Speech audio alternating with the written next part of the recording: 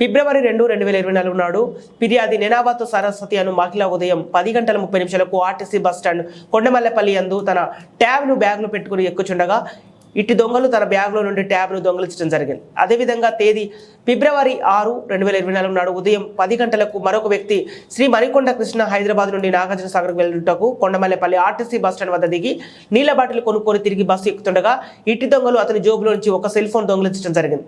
అదేవిధంగా ఇట్టి దొంగలు ఆదిపట్ల బొంగులూరు గేట్ వద్ద 2 గదుల కిరాయికి తీసుకొని అందులో ఉంటూ వీరు అందరూ టీమ్గా ఏర్పడి వివిధ స్థలాలు వివిధ ప్రదేశాల్లో ఆర్టీసీ బస్ స్టేషన్లు రద్దీ ప్రదేశాలలో ప్రయాణికుల నుండి ప్రజల నుండి సెల్ ఫోన్లు దొంగిలించడం జరుగుతుంది. ఇలాంటి దొంగలను 10 మంది నేరస్తులను 4 బాల నేరస్తులను పెట్టుబడి చేసి వారి నుండి నేరం చేయుటకు వాడిన ఒక బెలెనో కారు మరియు 10 సెల్ ఫోన్లు, ఒక ట్యాబ్లను స్వాధీనం చేసుకోవడం జరిగింది. అందులో 10 మంది నేరస్తులను ఈ రోజు రిమాండ్ చేయడం జరిగింది. వీరంతా పూర్వపు కర్నూలు జిల్లా, ప్రస్తుత నంద్యాల జిల్లా డ్రోన్ మండలం చుట్టుపక్కల గ్రామాలకు చెందిన వారిగా గుర్తించడం జరిగింది.